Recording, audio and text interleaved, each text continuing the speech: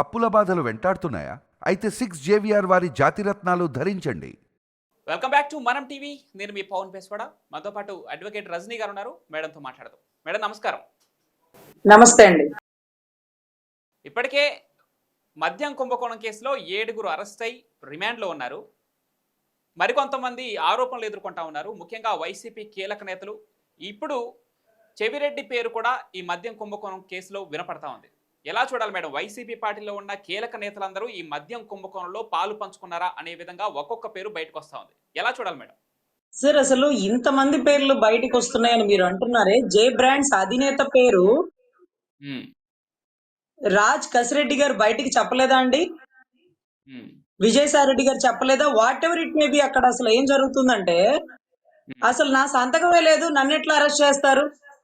చెయ్యండి చూద్దాం, ఇదంట కక్ష సాధింపే అంటూ నేను విజయవాడ తాడేపల్లిలో ఉంటాను, లేకపోతే అక్కడి నుంచి నైట్ గిలాంకా వెళ్ళిపోతుంటాను అంటూ కొన్ని స్టేట్మెంట్లు ఇచ్చినటువంటి గౌరవ జగన్ రెడ్డి గారు 5వ తారీఖులో పరస్టు, 10వ తారీఖులో పరస్టు, ముహూర్తం దగ్గరకు వచ్చేసింది, ఇదిగోండి రేపే గడియలు, ఎల్లుండే తిథులు వర్జాలు అంటూ మాట్లాడుతున్నారు. ఆయన సంతకం లేదంటున్నాడు ఆయన. వీటన్నిటితో మీరు ఇంకా చెవిరెడ్డి ఉన్నాడు, దాంట్లో ఇంకొకళ్ళు ఉన్నారు అంటే, అసలు ఈ స్టేట్మెంట్ బయటికి చెప్పిన వ్యక్తి లావు శ్రీకృష్ణదేవరాయలు గారు. అది కూడా పార్లమెంట్ సాక్షిగా 3200 కోట్లు కుంభకోణం జరిగింది మధ్యంలో, దేశాలు దాటి వెళ్ళిపోయిన డబ్బు అని చెప్పారు. అసలు అప్పుడు ఆయన ఏ సంఘటనలో నోరు విప్పాల్సి వచ్చింది? ఆయన ఎప్పుడు ఎవ్వరికి శత్రువు అవ్వడండి. ఆయన పని ఆయన చేసుకుంటూ వెళ్ళిపోతాడు.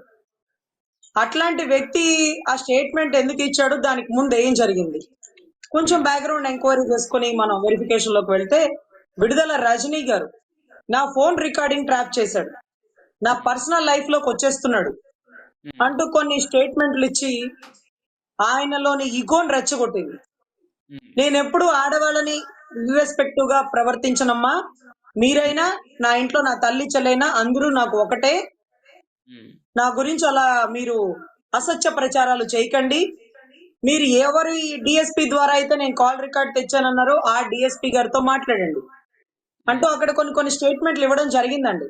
సో వీటన్నిటికంటే అంటే అప్పుడు నాకు డౌట్ వచ్చింది, ఈమెను ఏమీ అనలేదే, కానీ 3200 కోట్లు దేశాలు దాటిపోయినని చెప్పాడే అని నాకు అర్థం కాల. తర్వాత విదేశాల కంపెనీలతో టైఅప్ అయినటువంటి ఈవిడ డబ్బులని చాలా తేలిగ్గా దేశాలు దాటించగల సమర్థురాలు. అంటే దీంట్లో ఒక లాజిక్ ఉంటుందండి. మనకి ఆ దేశంలో ఎవరైనా ఉంటేనే ఇక్కడి నుంచి వ్యాపారంలో లాభం అక్కడ, అక్కడి నుంచి వ్యాపార లాభం ఇక్కడ అంటూ మారుస్తారు. చాలా మంది ఎమ్మెల్యేలు లోకల్ కాన్స్టిట్యున్సీ తర్వాత తప్ప రాష్ట్రాలు కూడా దాటి వెళ్ళని వాళ్ళు ఉన్నారు. వీరు దేశాలు దాటి వెళ్ళడమే కాదు, ఏది సందర్శనార్థం వెళ్ళడం కాదు, వ్యాపార నిమిత్తం ఉన్నవారు కాబట్టి వీరి వల్ల సాధ్యమవుతుంది డబ్బులు దేశాలు దాటించడానికి, లేకపోతే డబ్బులు దేశాలు దాటించడంలో వీరి పాత్ర కూడా ఉంటుంది అంటూ నాకు అప్పుడు అనుమానం వచ్చింది. సో ఆయన ఏదో హింట్ ఇచ్చాడు. తర్వాత తీగలాగి డొంక కదిలినట్టుగా వీళ్ళు అంటూ చాలా మంది తెర మీదకి వచ్చినారు. జగన్ గారి రైట్ హ్యాండ్ లెఫ్ట్ హ్యాండ్ వచ్చినారు, కానీ జగన్ గారు రాలేదు. భారతీయ సిమెంట్ కి సంబంధించి భారతి గారి హార్ట్ బీట్ లాంటి వ్యక్తి పాపం, ఎవరైతే గోవిందప్ప బాలాజీ గారు అంటే నమ్మకానికి విశ్వాసానికి నమ్మిన పాత్రుడు లాంటి వ్యక్తి. సో అటువంటి వ్యక్తిని పట్టుకొచ్చారు, కానీ ఆయన ఎవరి దగ్గర పనిచేస్తున్నారో వారిని కనీసం ఎంక్వైరీ చేయాల. అదే రకంగా ఇప్పుడు జగన్ గారికి సంబంధం ఉండొచ్చో ఉండకపోవచ్చో, కానీ ఎంక్వైరీ అన్నా చేయాలి కదా.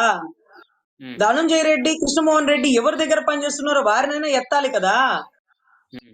అదంతా జరగల.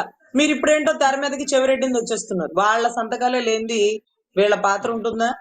సరే, వీళ్ళ పాత్రే ఉంటే అసలు ఎర్రచందనం స్మగ్లింగ్ అండి తిరుపతిలో విచ్చలవిడిగా జరిగేది. వీరప్పన్ లాంటి స్మగ్లర్లు ఎంతో పట్టుకొని ప్రభుత్వ పోలీస్ అధికారులు చాకచక్యంగా ఇన్ని కేజీలు, ఇన్ని టన్నులు మేము గంధపు చెక్కలు పట్టుకున్నామంటూ ప్రశంసా పత్రాలు తీసుకునేవారు. ఇప్పుడేంటో మరి పోలీసులు గత 5 ఏళ్లుగా ఒక్క ప్రశంసా పత్రాన్ని తీసుకోలేదు. అంటే గంధపు చెక్కల్ని పట్టుకోవట్లేదా, పట్టుకునే వాళ్ళకి వీళ్ళు పుష్ప 2, పుష్ప 3 లాగా సౌకర్యార్థంగా ఉన్నారా, లేకపోతే పుష్పని మించిన వెర్రి పుష్పాలు ఏమన్నా రాజకీయాల్లో ఉన్నాయా అంటే మాకు అర్థం కావట్లే. ఎందుకంటే కొండ కూడా అంటే అలిపిరి మెట్లు కూడా రిపేర్ చేస్తున్నామంటూ కొండ మీద ఉండేటటువంటి శేషాచల కొండల్లో ఎర్ర చందనాలు కూడా స్మగ్లింగ్ జరుగుతుంటే అక్కడ పెద్ద పెద్ద కంటైనర్లు తెచ్చి లేకపోతే మిషన్లు తెచ్చి చెట్లు నరుకుతుంటే చెట్ల చాటుగా నివాసం ఉంటున్నటువంటి పులులు భయపడి బయటకు వచ్చి ప్రజల మీద గర్జించడం అంటే యాత్రికుల మీద గర్జించడం లాంటివి జరుగుతుంటే అసలు నా పుట్టలో వేలు పెడితే కుట్టనా అన్నట్టుగా నా అడవిలోకి వస్తే నేను బయటికి రానా అంటున్న పులులు సింహాలు. మా అడవిలోకి మీకేం పని? మీకు మెట్ల దారి ఉంది కదా, వెళ్ళిపోవచ్చు కదా.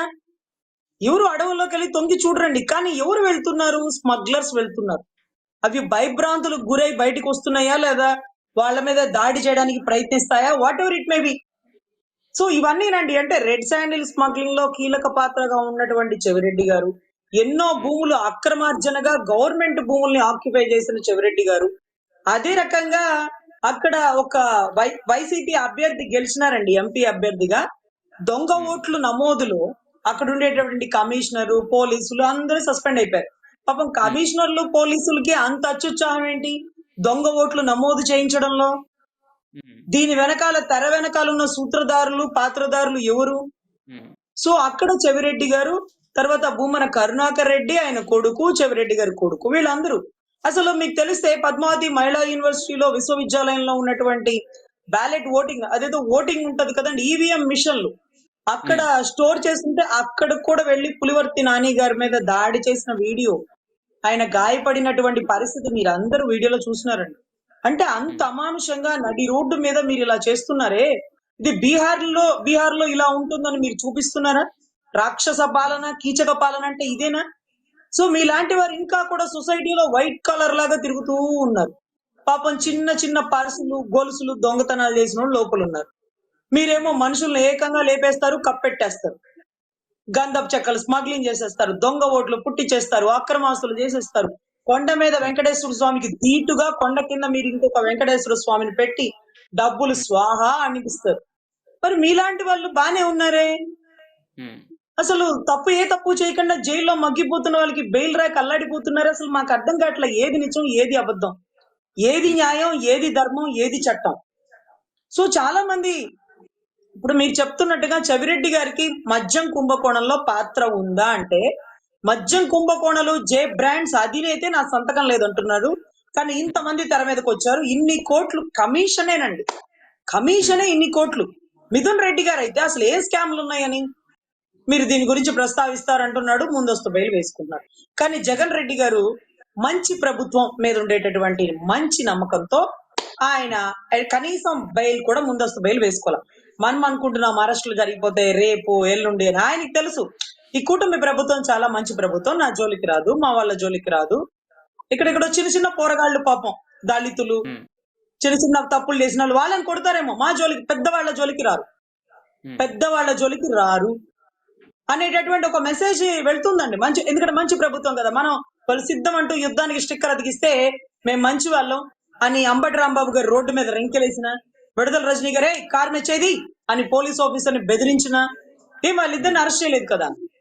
So what ever it may B, మంచి కొంతవరకే ఉండాలండి. మంచి ఎక్కువైతే మంచే మనల్ని ముంచేసే పరిస్థితి ఉంటది. కాబట్టి కనీసం రెడ్ బుక్ పరిపాలన మాకొద్దు, రాజ్యాంగబద్ధమైన పరిపాలన మాకు కావాలి, కక్ష సాధింపు పరిపాలన మాకొద్దు, కనీసం లా అండ్ ఆర్డర్ ని ఇంప్లిమెంట్ చేసే పరిపాలన మాకు కావాలి అని రాష్ట్ర ప్రజలు కోరుకుంటున్నారండి. ఎందుకంటే అమరావతి రైతులు సైతం అల్లాడిపోయి ఆడబిడ్డల్ని నడి రోడ్డు మీద ఈడ్చుకెళ్లి, ఏది సామరస్యంగా ధర్నా చేస్తున్న వాళ్ళని ఈడ్చుకెళ్లి వెహికల్ ఎక్కిచ్చేసి కుండ్ల పొడిచిన దృశ్యం మీరు అందరూ చూసినారు. ఈ రోజు నడి రోడ్డు మీద ఒక మాజీ మంత్రి కాలర్ పట్టుకుని రకంగా ప్రశ్నిస్తుంటే ఏం చేస్తాం కేకలు పెడుతుంటే ఏంటి పోలీస్ ఆఫీసర్ అంతసేపు ముచ్చట్లాడేది? కాలర్ పట్టుకుని ఈడ్చుకొని వెహికల్ ఎక్కించాలి కదా. ఏంటి ఆ ముచ్చట ఏంటి? ఎందుకు మాట్లాడాలి మనం? అతను అడుగుతున్నాడు, ఇలా వెళ్ళడానికి వీలు లేదు, మీరు ఆమె వెళ్తాం, ఏం చేస్తావు, నువ్వేం చేస్తావు, వాళ్ళు జాగ్రత్త మాట్లాడు, ఎట్లా అంటే అట్లా మాట్లాడుతున్న పోలీస్ ఆఫీసర్ అడుగుతున్నారు. ఏంటి మీరు ఎందుకు అడుగుతున్నారు? మీ వెనకాల చట్టం ఉంది, బలమైన ఐపీసీ సెక్షన్ 353 ఉంది, ఇంకా బతిలాడుకుంటారేంటి మీరు? అదే సాధారణ పౌరుడు మిమ్మల్ని అలాగ క్వశ్చన్ చేస్తే మీరు ఊరుకుంటారా అండి? Right madam, thank you so much madam, thank you. నమస్తే.